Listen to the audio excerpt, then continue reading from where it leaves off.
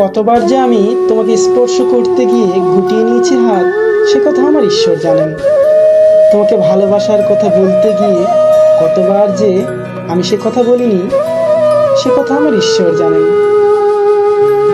তোমার হাতের মৃদু কড়া নাড়ার শব্দ শুনে জেগে উঠবার জন্য দরজার সঙ্গে চুম্বকের মতো আমি গেঁথে রেখেছিলাম আমার কর্ণযুগল। তুমি এসে আমাকে ডেকে বলবে, এই ওঠো, আমি আমি আর আমি কি শুনলাম, এমত উল্লাসে নিজেকে নিক্ষেপ করব তোমার উদ্দেশ্যে। কতবার যে এরকম একটি দৃশ্যের কথা আমি মনে মনে কল্পনা করেছি, সে কথা আমার ঈশ্বর জানেন। আমার চুল পেকেছে তোমার জন্য, আমার গায়ে জ্বর এসেছে তোমার জন্য। আমার ঈশ্বর জানেন আমার মৃত্যু হবে তোমার জন্য। তারপর অনেকদিন পর একদিন তুমিও জানবে আমি জন্মেছিলাম তোমার জন্য, শুধু তোমার জন্য। কতবার যে আমি তোমাকে স্পর্শ করতে গিয়ে গুটিয়ে নিয়েছি হাত, সে কথা আমার ঈশ্বর জানেন।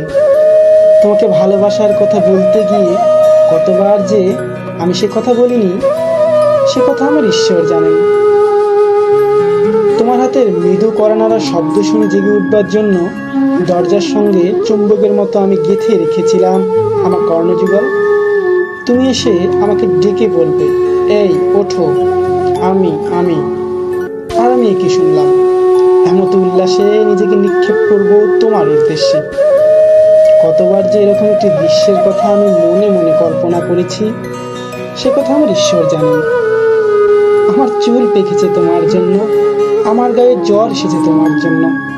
আমার ঈশ্বর জানেন আমার মৃত্যু হবে তোমার জন্য। তারপর অনেকদিন পর একদিন তুমিও জানবে আমি জন্মেছিলাম তোমার জন্য, শুধু তোমার জন্য।